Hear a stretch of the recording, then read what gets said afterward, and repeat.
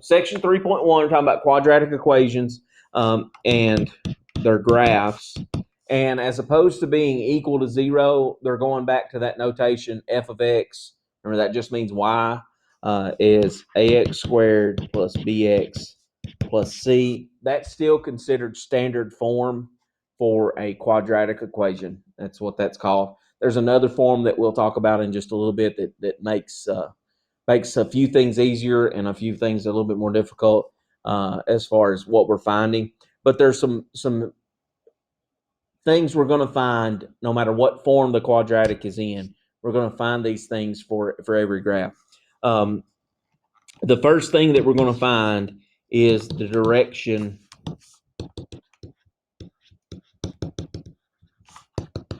the parabola, which is the graph of a quadratic, which way it opens, okay? And that's easily found by just looking at the equation. You don't have to do any calculations at all for that. And it's all based on what A is. If A is a positive number, it's greater than 0, it opens up. And it would look like this. It's that shape like that. That's what the shape looks like. Smiley face. I always, to help me remember this, I always thought about if you're a positive person, you're always smiling. So that's why it looks kind of like a smiley face. So it's going to open up. You're always looking up if you're positive. If A is a negative number, it's going to open down.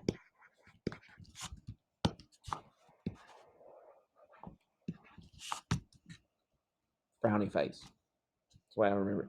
Parabola, if I say parabola, I mean the graph of a quadratic. That's all I mean. Okay, that's the name of it, is a parabola. It's the name of that shape. So we're going to find out the direction that it opens. That's based on what A is. No matter what form it's in, it's based on what A is. So if A is positive, it's going to open up. If A is negative, it's going to open down. Always going to do it that way. Okay. And the second thing we're going to find is the axis of symmetry.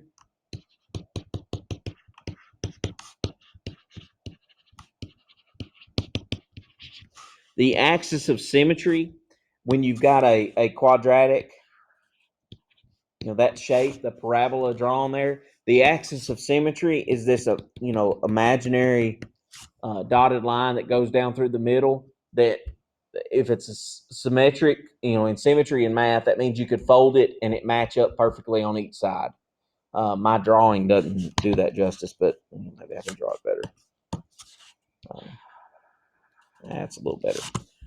That you could fold that along that dotted red line there, and that graph would match up on each side there. It would match up perfectly.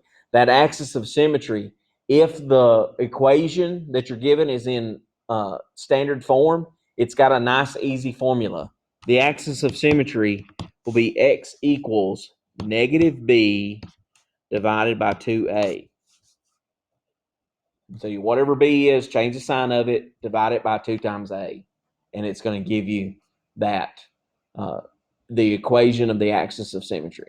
Okay, so the equation of the axis of symmetry gets you that dotted red line that's drawn there. Okay, that's what that axis of symmetry is.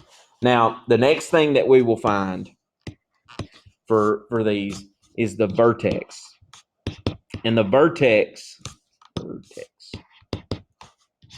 The vertex on this drawing that I've got right here, the vertex is this point right there. It's either at the bottom. If it's opening up, it'll be at the bottom of the graph. If it's opening down, like that, the vertex would be up here at the top. It's the highest or the lowest point of the graph, okay? And it's related to the axis of symmetry because it's an ordered pair. Negative b over 2a is the x value. The y value that goes with that, you just plug that in to the problem and work it out. And it's going to give you the vertex. Vertex is also going to be a maximum or a minimum. I'll write out the whole word there. maximum or minimum. We need to maximum or minimum. We need to focus on that a little bit too. Okay, as we're doing this, and it's based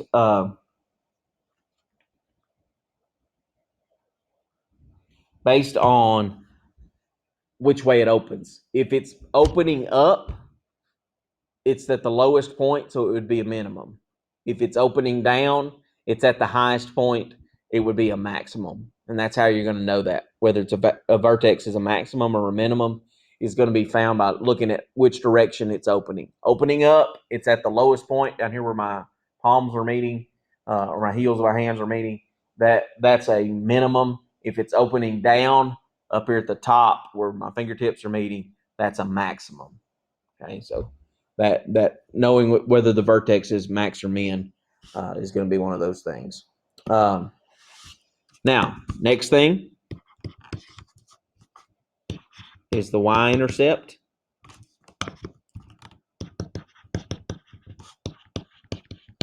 The y-intercept, really easy to find. You just plug in 0 for x and work it out. And so your y-intercept is going to be 0 and then some number. It's going to be an ordered pair. And the last thing that we will find are the x-intercepts.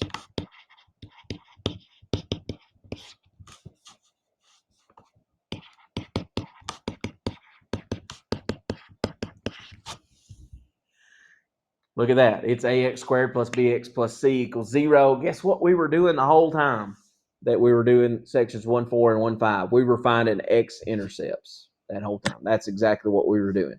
So finding those x-intercepts, they're going to be ordered pairs, some x value and 0, and then you'll have a second one, usually x2, 0. So you get the ordered pairs for those. So we're going to find those x-intercepts by setting the equation equal to 0 and solving it using one of the methods that we talked about in the first session this morning. Okay, so that's what we're going to be doing, and then we'll look at the graph on the graphic calculator, and I'll show you how to relate all that together with that graph and see what's going on. So let's start with an example here in standard form. So the first example is f of x is equal to x squared plus 6x plus 8. Okay, so very, very straightforward out of that. And we want to answer those questions. We want to answer which way it opens. We want to find the axis of symmetry. I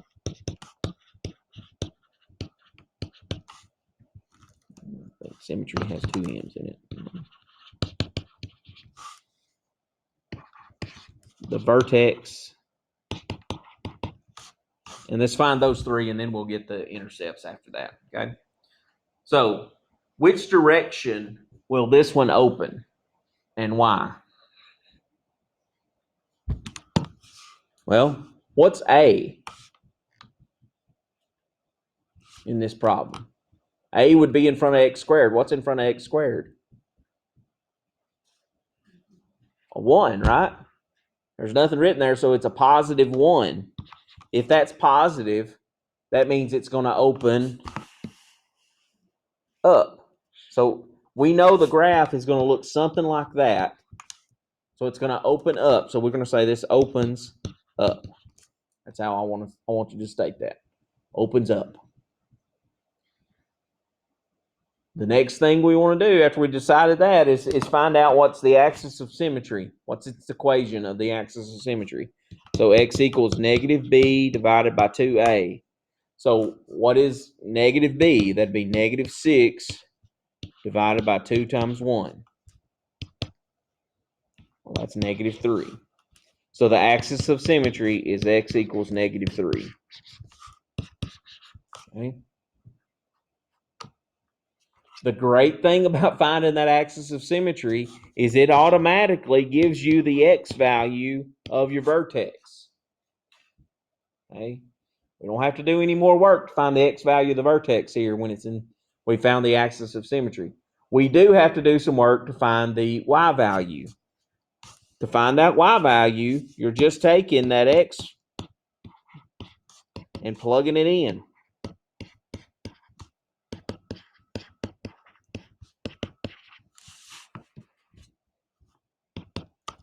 So that'd be 9 minus 18 plus 8. So it's negative 9 plus 8, negative 1. So the y value of the vertex is negative 1. And you can use a calculator to do that. You know, that I really probably should have done that anyway, just to show the parentheses are an important part of that.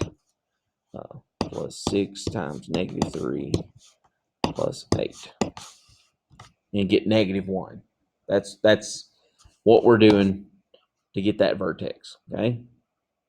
So the next thing to do is, okay, is that vertex a maximum or minimum?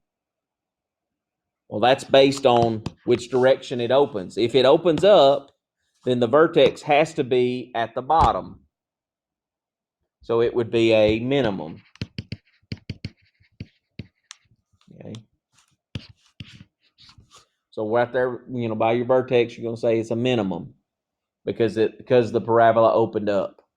The graph opened upward. If it opened downward, it'd be a maximum automatically. Okay. All right. Fourth thing is the y-intercept. I'll abbreviate y-int. To find the y-intercept, all we do is take 0 and plug it in for x.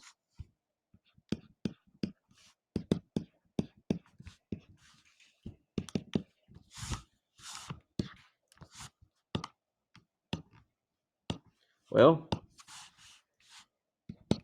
that's just going to be 8.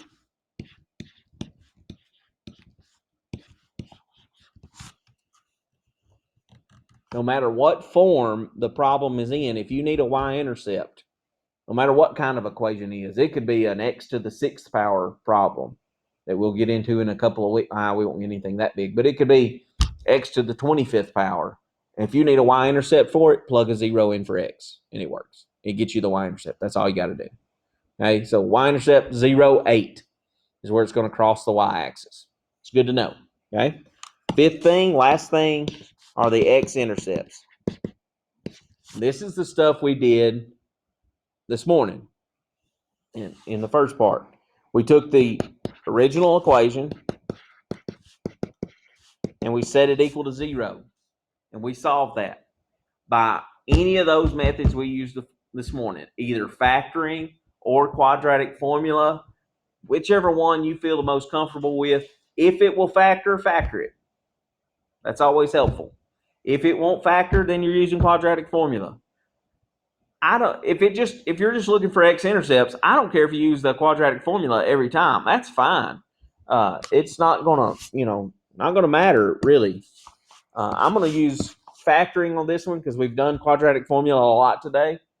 We did some factoring too, but we've done quadratic formula a lot here recently. So I just want to go back and do a little factoring here. Multiply to be 8, add to be 6. 4 and 2 does that. Not many other options with 8. And I can take my shortcut on this.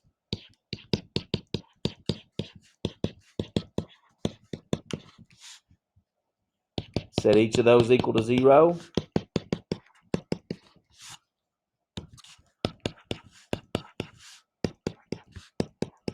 Let's subtract 4, but subtract 2. I get x equals negative 4 and negative 2. So the ordered pairs that go with that are negative 4, 0, and negative 2, 0. So I've found some key pieces of information about this particular quadratic, that it opens up, it has an axis of symmetry at x equals negative 3. That means if I folded the graph at x equals negative 3, that line that goes straight up and down through there, that it would match up on each side. I found that it has a minimum vertex at negative 3, negative 1 as an ordered pair. I found out that it crosses the y-axis at 0, 8, and then it crosses the x-axis at -4, -2. Okay, I'm going to look at the graph of that on my calculator. So to do that on your graphing calculator, no matter which version you got, go to y equals, top left button, and then type in the equation. So I'm typing in x squared plus 6x plus 8. Okay, and then I'm hitting graph.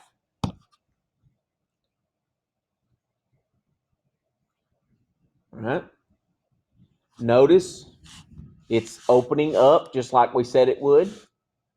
We look at our ordered pairs, like where's it crossing the x-axis? So that's at negative, that point right there is at -2.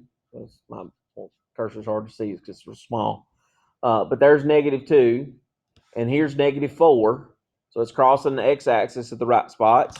Here's +8 on the y-axis. That's where it's crossing the y-axis. That's what we found. If I drew a line, and I can, I'm gonna copy and paste this to my notes anyway, so I can write on it a little bit. So there's what my graph looks like. Right here, these points, that's -2, 0. Right there, -4, 0. That's the points that we found. Right here is 0, 8. That's the y-intercept that we found. This point right here at the bottom is -3, -1. That's the vertex.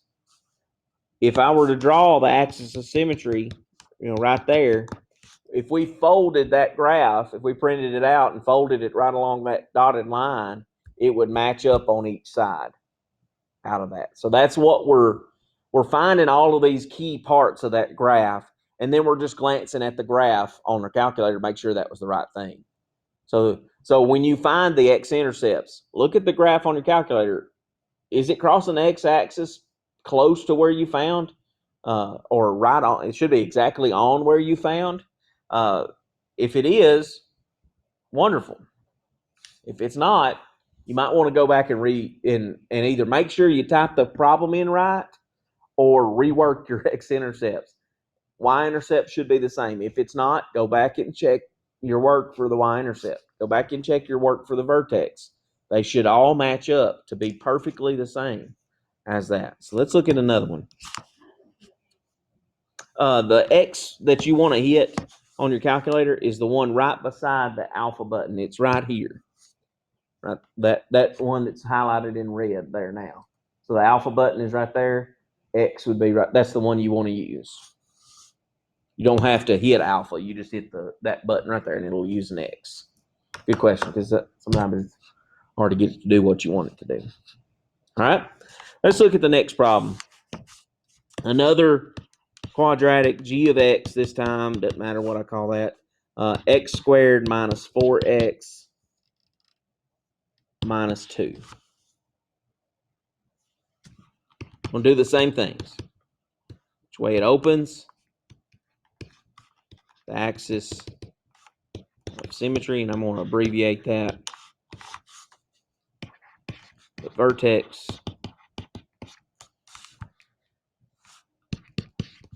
the y-intercept, and the x-intercepts. Okay. Which way is this going to open?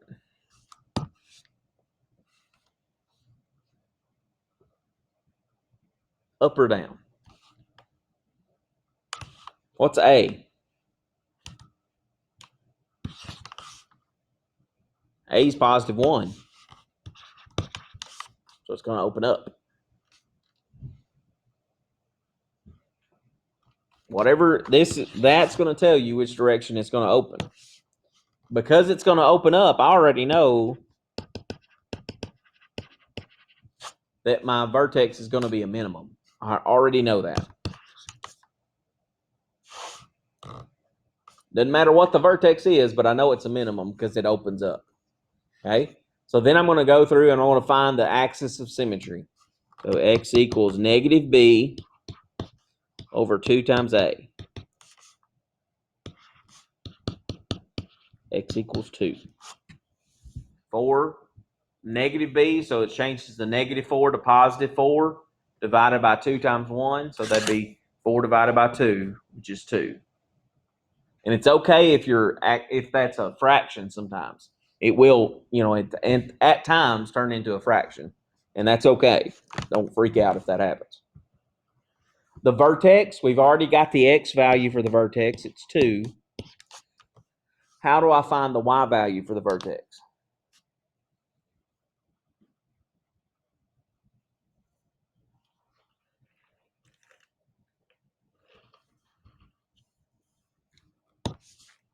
I take that 2 from the axis of symmetry and I plug it in to the problem.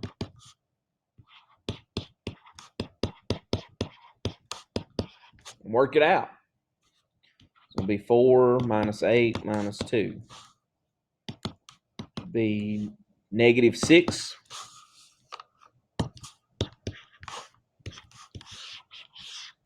So we got a vertex at 2, negative 6.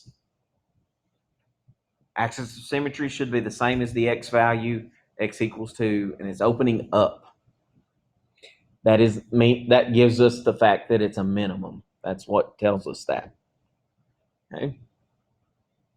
And then we find the y and x intercept. So the y-intercept, plug a 0 in.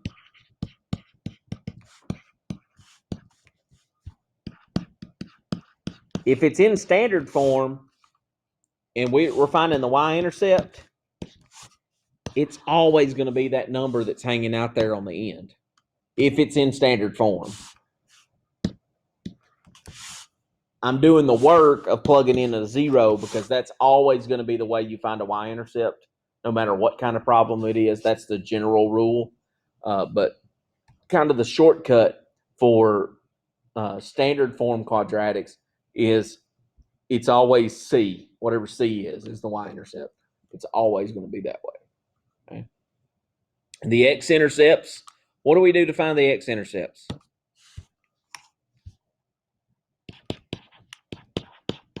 Take the equation and set it equal to what? 0. Okay. And I'm thinking about factoring this one, but when I do that, I think, okay, x method, negative 2 on top, add to be negative 4. I don't think there's anything that does that.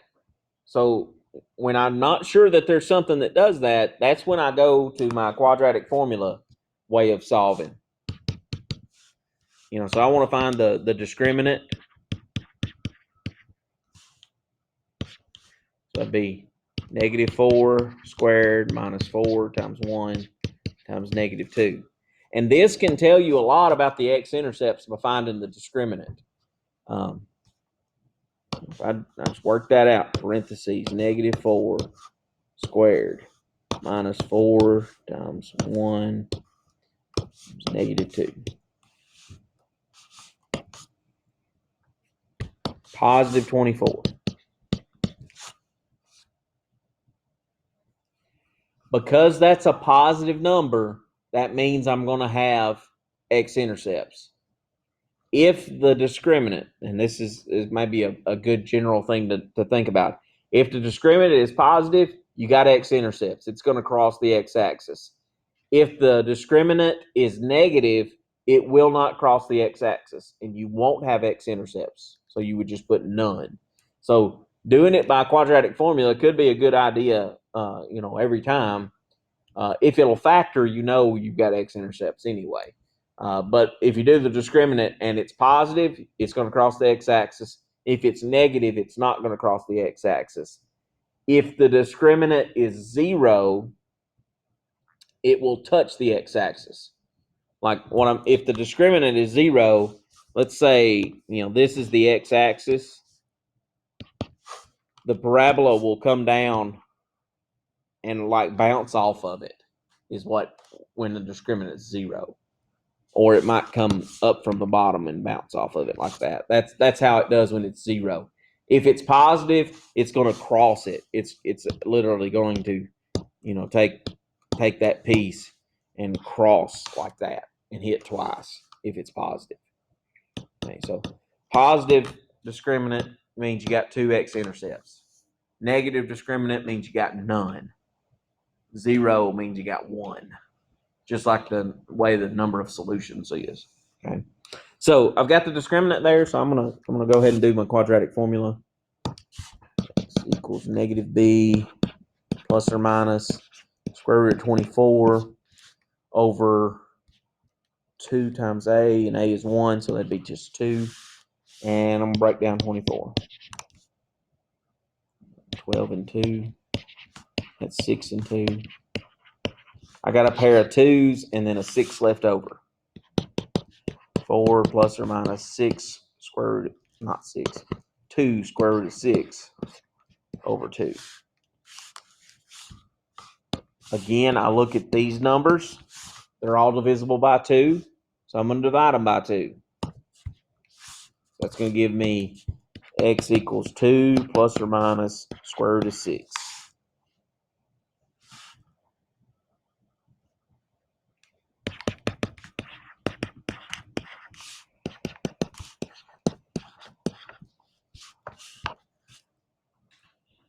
I want to get a decimal approximation for that so that when I look at my graph on the calculator, I can see where 2 plus square root of 6 is. I don't really know, that I got an idea what square root of 6 is, but I'm not sure exactly where that's at.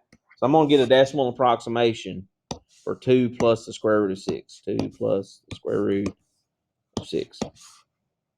4.449.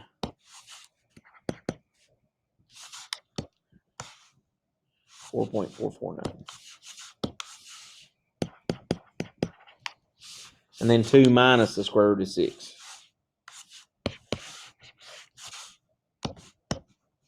Minus square root of 6. Negative 0.449.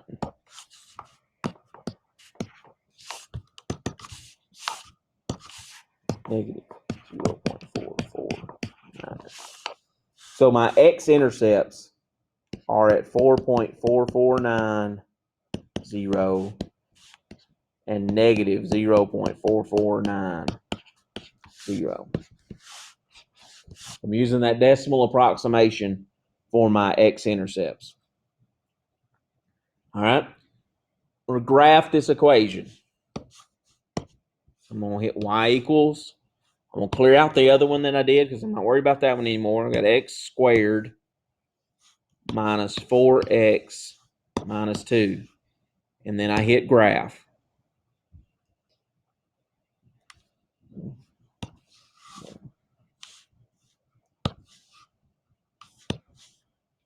Copy that, put it in my notes here so I'll talk about those pieces. So I've graphed that with the calculator. And looking at those pieces, it says it crosses the x-axis at about 4.5 and about negative 1/2. Those are the right spots. It says that it crosses the y-axis at negative 2. There's it crossing the y-axis. That's at negative 2. The vertex was supposed to be at 2, negative 6. 2, 1, 2, 3, 4, 5, 6. That's the right vertex. It's a minimum. Hey, the parabola's opening up. That's the right way. So I'm verifying all these things that I found by looking at the graph. Okay? Verifying all those things by looking at the graph. And then if you're given a graph, maybe on the quiz, and it says, what's the vertex? You know where to go look for it.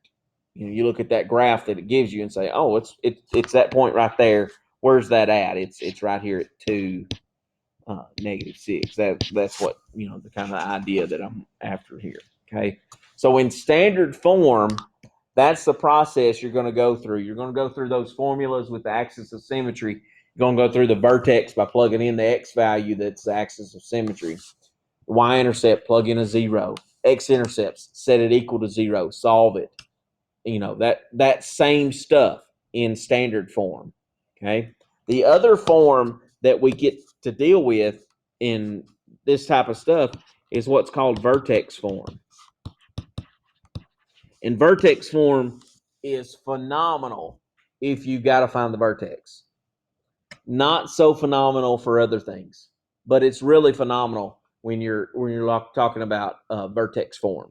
Okay, so vertex form looks like this: f of x is equal to a. That's that same a from standard form. X minus h squared in parentheses. Okay, plus k. That's our vertex form. Yeah, it looks weird, but it's got some great things about it. It's got some things that are exactly the same, and then some things that are better for this. Okay, so again, first thing we're going to talk about is which way it opens. Opening, if a is greater than 0, it's up.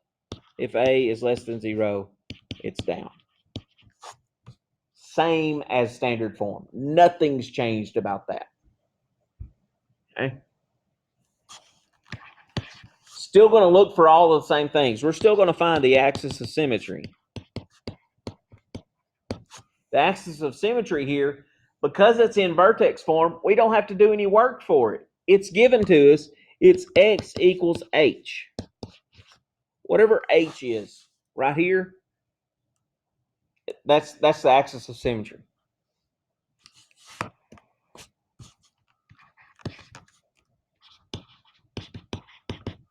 The vertex is given to us. It's in vertex form. That's how it got its name, is because the vertex is right there. It's hk. Whatever this k value out here is the y value of the vertex.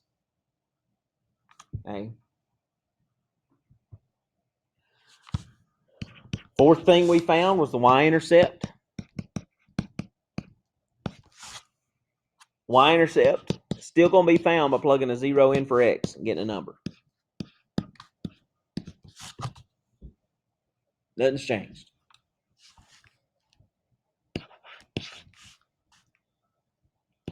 Last thing, x-intercepts.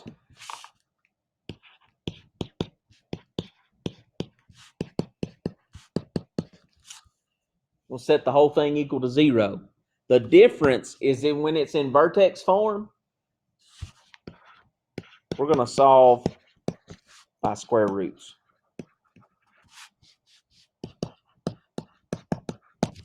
That's the difference. Is that if it's in vertex form, I could solve it by square roots and be better off. Okay. Now, also on the vertex, max and min. Still doing that. Okay. Nothing's changed about that. Still finding all of the 5 same things here, but the vertex form, it looks a little different. We get some stuff for free in vertex form that we didn't get for free in standard form, which is really nice. Saves us a lot of work on the 1, 2, and 3 of this. 4 and 5 not any easier. Still work to do with that. Maybe 4 is more work than it was with the standard form, but 5's about the same amount of work. Right? They're not really different. There. So let's look at a couple that are in vertex form, and let's do the 5 things for that and look at the graphs and make sure we can build out of that. So example C, and say we had f of x is equal to 5 parentheses x minus 6 squared, not plus 20, but minus 20. Okay.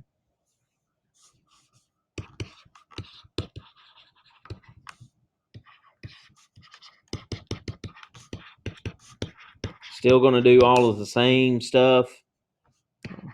Good thing is we don't have to do a lot of work for these first 3. So let's get those out of the way. Which way is this thing going to open?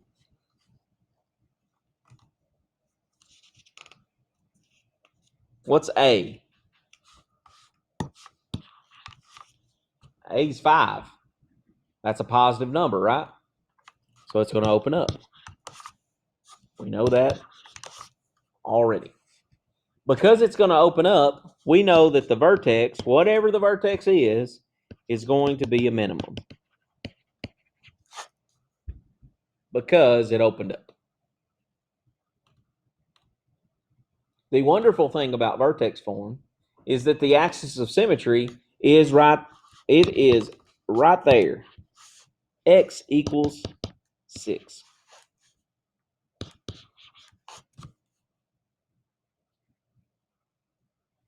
The wonderful part about vertex form is the vertex is right there. It's both of those pieces, 6 and negative 20.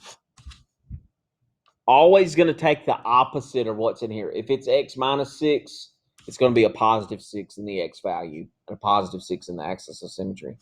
Whatever the sign is on the outside, that's the one that stays the same. So that's going to be the minus 20 there. Okay.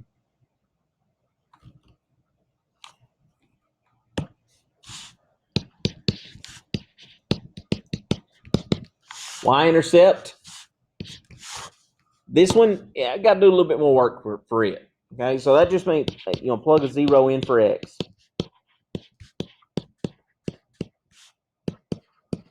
And work that out.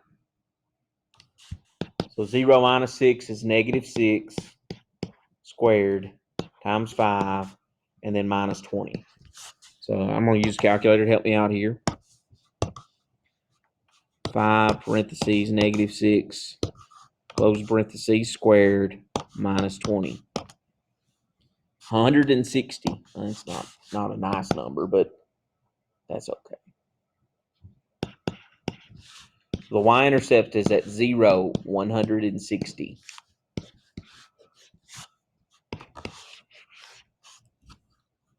So it's going to take a pretty large graph to see this. The great thing about our graphing calculator is we can make it fit really easily without having to draw it by hand. Okay. Number 5, the x-intercepts. Taking the original equation, 5 parentheses x minus 6 squared minus 20, and setting it equal to 0. And again, if it's in vertex form, we are going to solve it by square roots. That is the best method to solve that with. Okay. So if we're going to solve that with square roots, we got to get the squared parentheses part by itself. So I'm going to add 20 to both sides. It's going to be 5 parentheses x minus 6 squared is equal to 20. And then I would divide by 5. X minus 6 squared is equal to 4. And then I'm going to take the square root of each side. And remember that gets rid of the squared part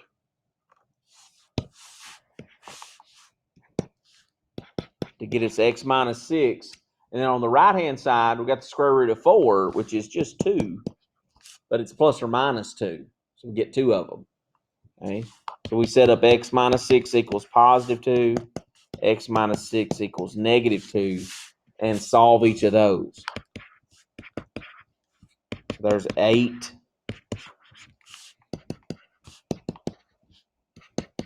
And 4. 8, 0, and 4, 0.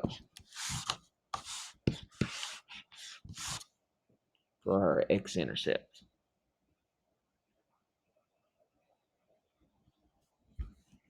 And then I'm going to go to my graphing calculator, and I'm going to graph that, and I'm going to show you how to adjust your window automatically so that it'll fit in there. Because remember, our y-intercept's like 160 out of that, and so makes it a pretty large graph. So I'm going to type that in exactly like the original problem is. Y equals 5 parentheses x minus 6, close the parentheses, and squared, and then minus 20. So that, and then we'll hit graph, and we'll see that we don't get everything in the picture. We miss the vertex in the picture, but we do see that it looks like it's opening up. Here's how you can get your graph to fit. You can hit zoom, and you can either do one of two options. One option would be zoom out. So you could hit number 3 and then just hit enter. And it zooms it out just a little bit. and we can see the entire graph now, almost. We can't see the y-intercept. That's the only part we can't see. But if everything else is right, I bet our y-intercept's right. Okay. If we look at that, we look over here, I can press the right arrow key with my calculator, and it'll move that little cursor over. And I'm just going to move it over there close to where that's crossing the x-axis. It looks like it's crossing the x-axis, about right there. That's almost 4. I could press over a little bit more.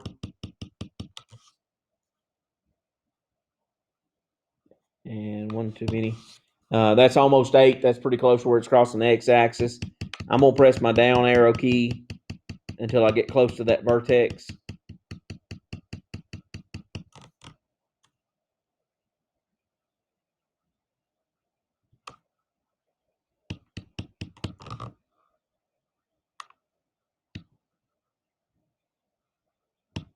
And then that'd be 6, -20.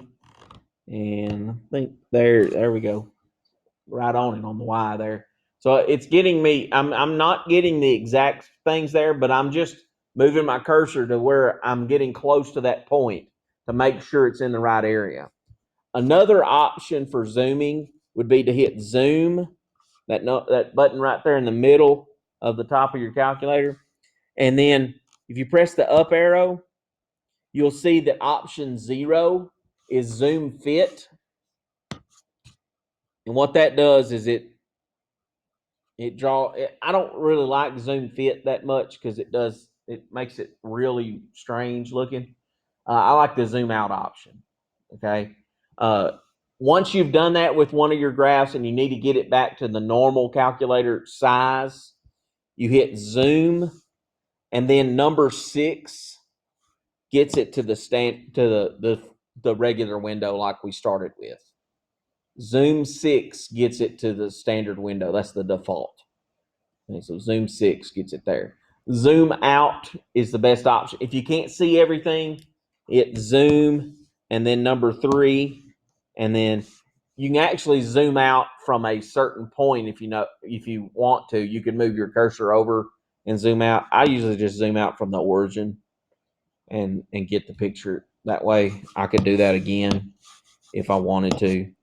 And here I see a little bit more of the graph there. It's a little less detail, though. The further you zoom out, the less detail. It's just like Google Maps. The further you zoom out, the less detail you see. That sort of thing. So that's the deal. And then zoom 6 gets us back to the normal window that we want there. So I'm going to zoom out one time and then screenshot that.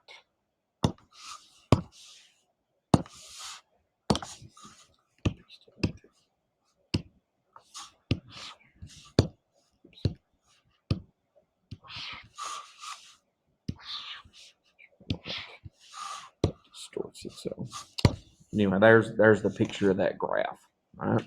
Let's look at another one that's in vertex form, and then we'll move on to the last section of the day after we do this example. So the last example on the graphs. Let's say we had f of x is equal to -2 parentheses x plus 5 squared plus 8.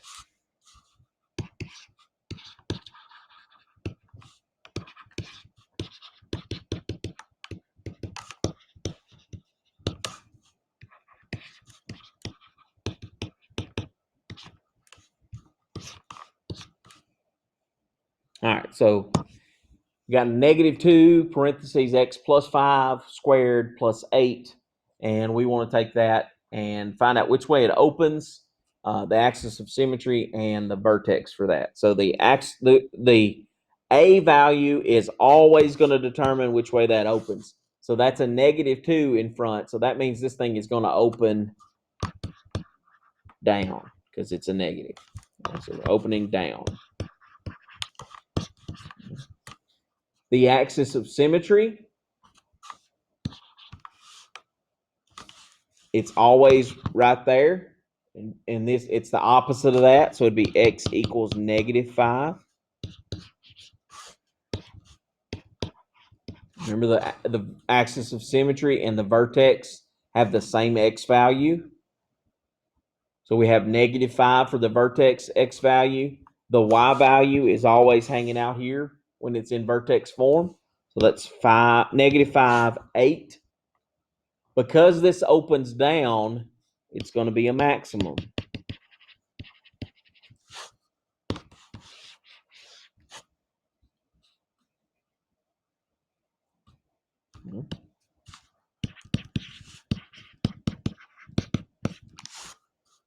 Y-intercept, just plug a 0 in for x and work it out.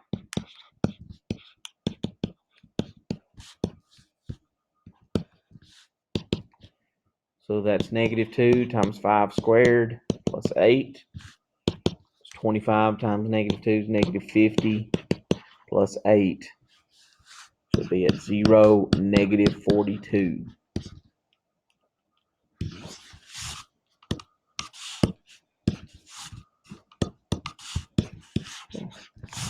Y-intercept's pretty good ways out, but it's okay, not a big deal. Fifth thing we're finding are the x-intercepts. And again, that's maybe the most difficult part. And I wouldn't blame you if you started with that and worked on that first. Doesn't have to, but we're taking the equation, -2, x plus 5 squared plus 8, and setting it equal to 0 and solving that. So move the 8.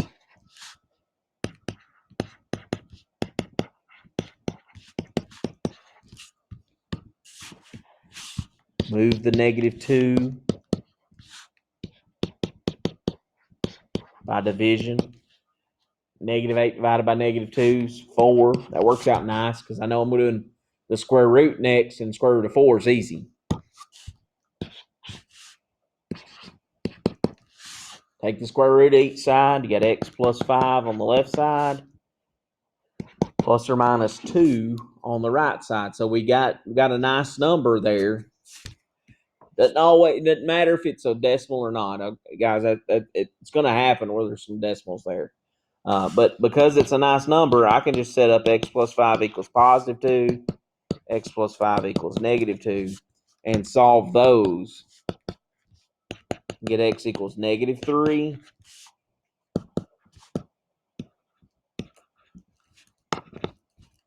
And x equals -7. So our x-intercepts are -3, 0, and -7, 0. -3, 0, and -7, 0.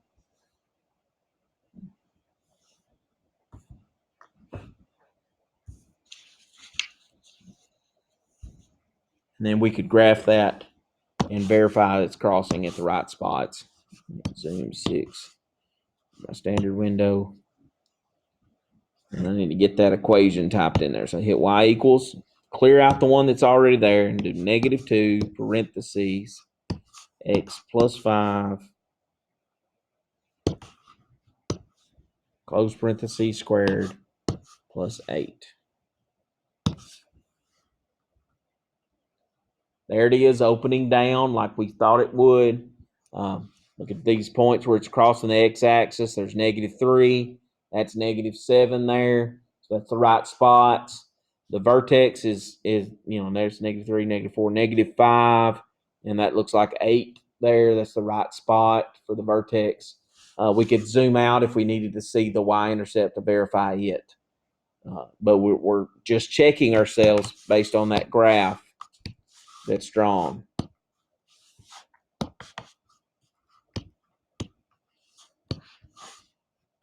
And it is, it's the correct graph.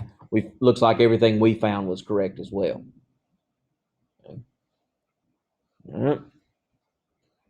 All right, let's look at quadratic inequalities, 2 examples of those, and we're out of here for the day. All right, so we'll be done just a short time here. This is section 1.7, so dropping back to there. Quadratic inequalities.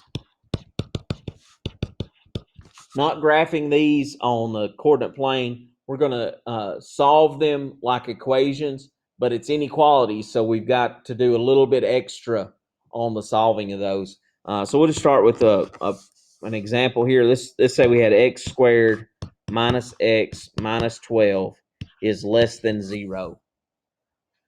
Everything about how you solve them is exactly the same. You do want to get them equal to 0 or get 0 on one side of the inequality first, just like you would if you're going to solve a quadratic equation. Get it equal to 0 and then go from there.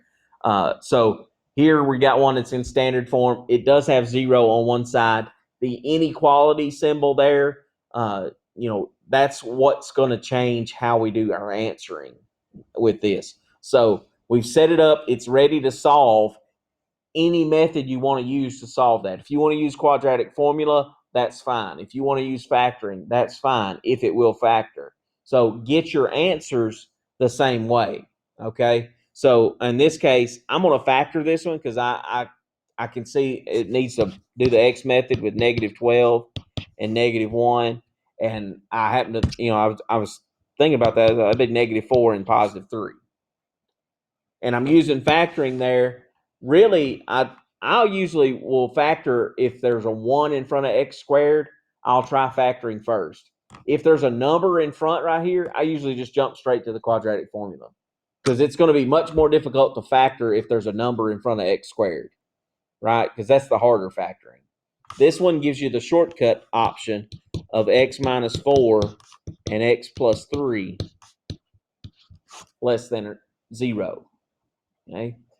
What we're going to do is we're going to solve those for when is it equal to 0? When does x minus 4 equal 0?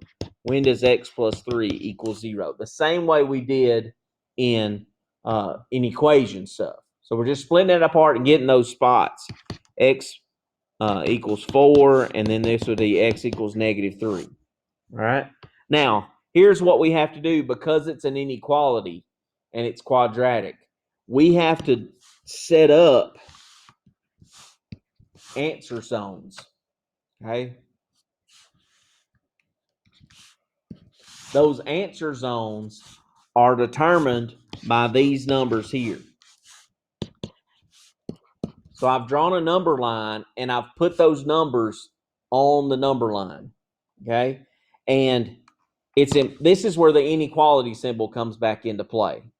-3 can't be equal to 0 in the problem because we don't have an equal to mark on our inequality. So we know that that -3 is not an answer. And we also know that +4 is not an answer. So I'm putting empty circles on those two to remind myself that those can't be answers. What I have to do is test values in each zone. Okay? So I need to test a value that's to the left of -3. What's a test value that's left of -3 on a number line? Well, -4 is less than -3. It's to the left of it. I could plug that into the original problem and see if it's less than 0. So I plug in -4 into the original problem. So -4 squared minus -4 minus 12. My question is that less than 0? So -4 squared minus -4 minus 12. I get +8. Is that less than 0? Is +8 less than 0? No. So this is a false zone. That means it can't be part of the answers. That's what it means when it's a false zone. Okay. Now I need to pick a possible solution that's between -3 and 4. So in this middle zone, I'm going to pick an easy number that's in there. What's an easy number that's between -3 and 4? The easiest one is 0, because 0 is between -3 and 4. And I'm going to plug that into the original problem. 0 squared minus 0 minus 12. Is that less than 0? So this is going to the original problem with that test value of 0. Is -12 less than 0? Is that true or false?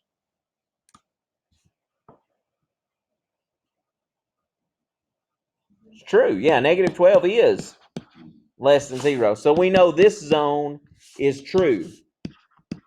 So that means the answers are in that zone, but they could be in the other zone too, as well. After the 4. There could be answers in between -3 and 4, and then there could be some answers that are greater than 4. We're not sure. So we're going to check a value that's in that zone. So zone 3 here, pick a number that's greater than 4. I'm going to pick 5. And plug that into the original problem.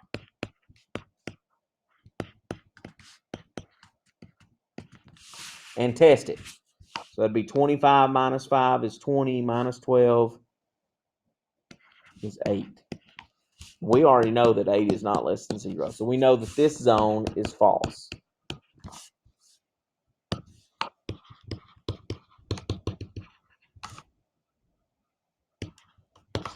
The solutions are the numbers between -3 and +4. In interval notation, it would be this. Why am I using parentheses and not brackets?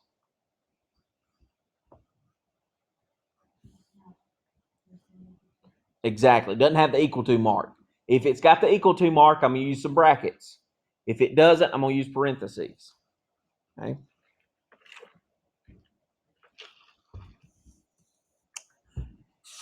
One more example.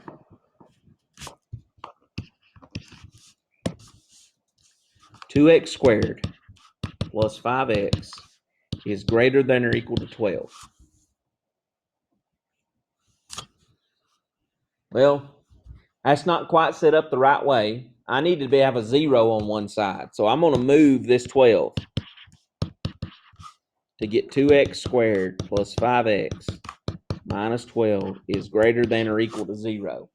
Because I see the equal to mark on my inequality, I know that when I write my solutions in interval notation, I got to have some brackets involved.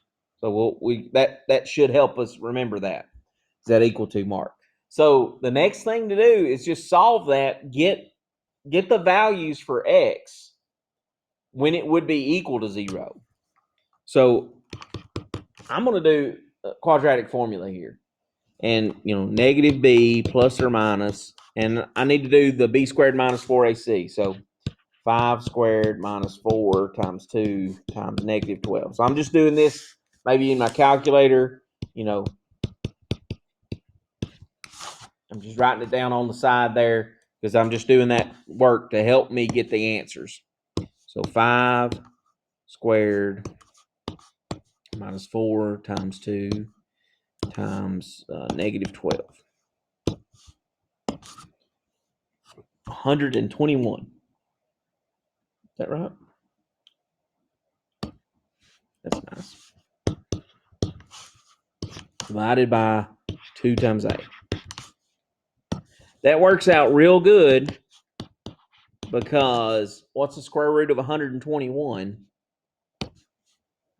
11. Good.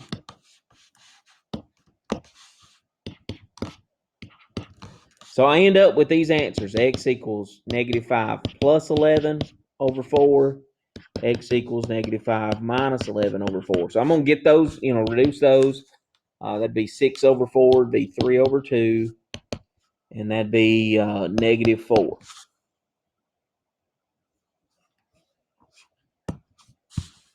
Then I draw myself a number line, and I put those values on that number line in order. So I got -4 over here, 3 over 2 right there.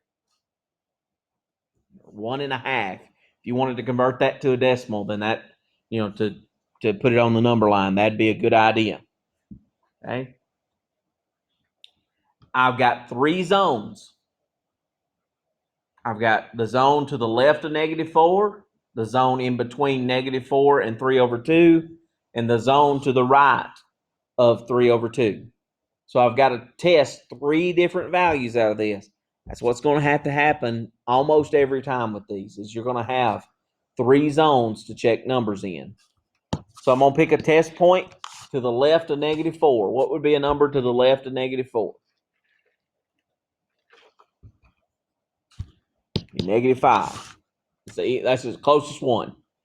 I'm not trying to make my life hard. I'm trying to get something. I'm going to go to the problem right here where it's greater than or equal to 0 instead of the original on this one, because that's an easier, comparison. All I got to know is that answer positive or negative to be greater than or equal to 0. So I'm going to plug that in there. So that's 2 times 5 squared plus 5 times 5 minus 12. We're wanting to know, is that greater than or equal to 0? I'm going to use a calculator to help me out a little bit here.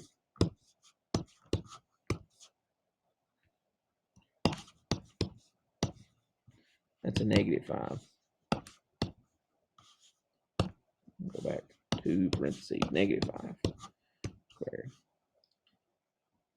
plus 5 parentheses, -5, and then minus 12. I got a positive 13. Is 13 greater than or equal to 0? Yeah, so it's true. So this answer zone is true. That may not be the only true answer zone. We got to go through the other 2 to make sure. So I'm going to check a number in between -4 and 1.5. Well, that's a negative number and a positive number. The easiest number to plug in is 0. Plug it in. 2 times 0 squared plus 5 times 0 minus 12. Is that greater than or equal to 0? Well, that'd be -12. Is -12 greater than or equal to 0? No, that's false. So this zone is false. So that means there are no answers that are between -4 and positive 3 over 2. That's what that tells us. Then we pick a number that's bigger than 1.5. I'm going to pick 2. And plug it in.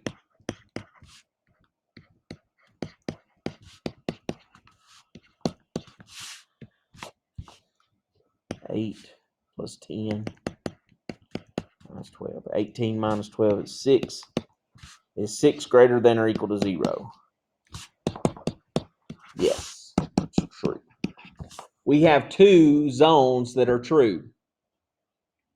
All the numbers that are less than -4, all the numbers that are greater than 3 over 2. So my solutions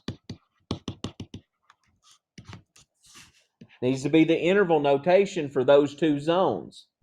So if you're less than -4, that means you could start at -infinity, and then you're going to go up to -4. Is -4 included in the answers?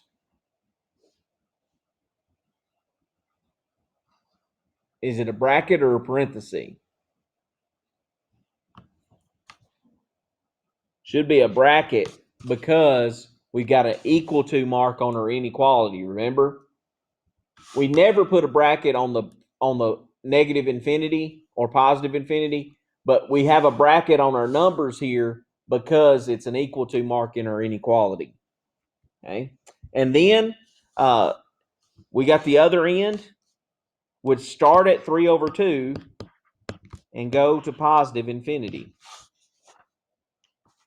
Put a U between those for for the union between those 2 that combines those 2 sets. that means we're skipping all the numbers that are between -4 and 3 over 2. That's what this number line up here says. It says there's answers in this part up to -4, skip this bunch, start at 1.5 again, and go to positive infinity. That's what that tells us to do. So with the quadratic inequalities, getting your spots that you're checking with is the same as an equation. Your solving is the same. It's the checking that happens with the inequalities that makes it a little tougher. So you got to be careful of those things. If you're careful with those things, then you'll be okay. You just got to check that stuff.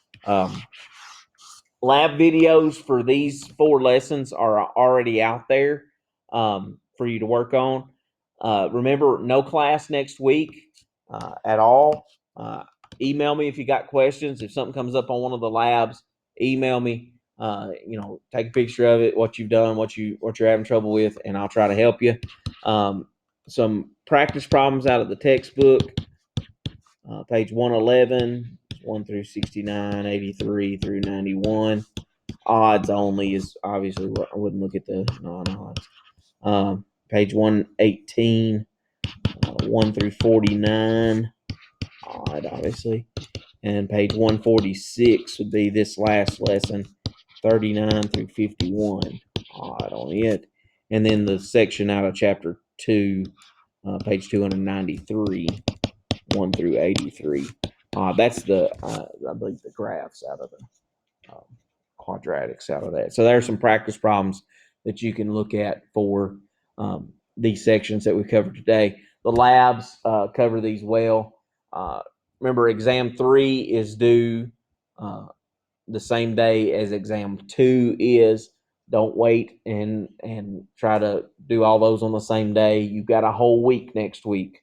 Just find some time to kind of divide this work up a little bit so that you're not overwhelming yourself on Saturday, Sunday, and Monday before we meet again.